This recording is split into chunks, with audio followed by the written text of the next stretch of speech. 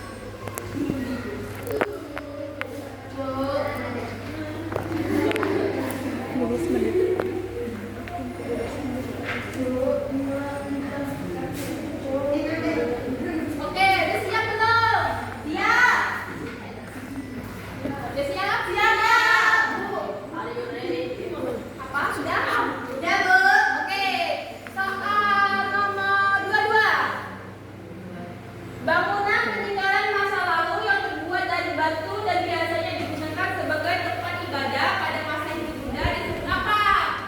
Tadi. Siap ya, langsung pada yang lain ya. Di jawab? Bukan. Oh, kirain maaf Bu. Iya, Bu. Ini mah. Udah? Udah dapat jawabannya? Sudah Bu. Lanjut ke nomor berapa? Nomor 21. Nomor 2. 9. Nomor 1 karena nomor 2. Salah satu bangunan peninggalan masa penjajahan di Indonesia disebut Oh. Sebutkan, Bu. ya, Tepat. apa itu? Nomor 21. Disilang ya kalau tahu jawabannya. Mau nomor berapa? Nomor 1? Nomor 2, Bu. Nomor 2. Nomor 2. Masyarakat Sumatera Selatan melakukan memasak bersama-sama dengan rumah besar. Kegiatan itu disebut apa? Ada yang tahu? Iya, Bu. Sudah dapat? Sudah. Lanjut. Nomor 22. Ya. Nomor kedua nomor berapa? Nomor 7, Bu. Nomor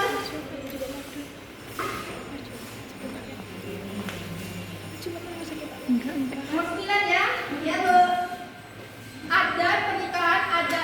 Pernikahan ada tradisi mandi sebagai simbol tertentu. Apa makna kegiatan tersebut? Nomor berapa itu? Nomor 9. Nomor 5, Bu. Cuma hilang, Bu.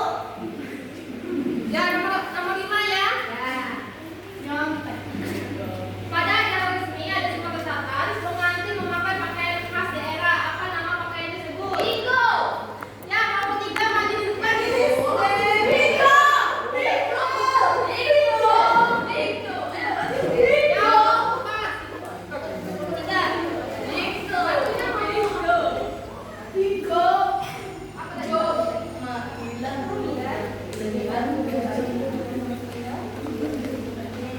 Ayo presentasikan. Bingo. Boleh nambah orang nggak, Bu? Nomor 9. Dalam adat pernikahan ada tradisi mandi sebagai simbol tertentu. Apa makna kegiatan tersebut? Penyucian diri. Nomor berapa? 9. Nah,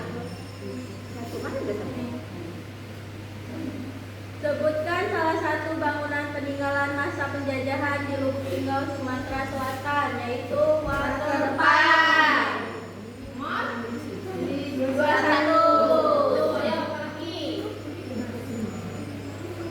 Terus pada acara resmi adat Sumatera Selatan, pengantin memakai pakaian khas daerah. Apa nama pakaian tersebut? Kaesan Gede. Bingo. Bingo.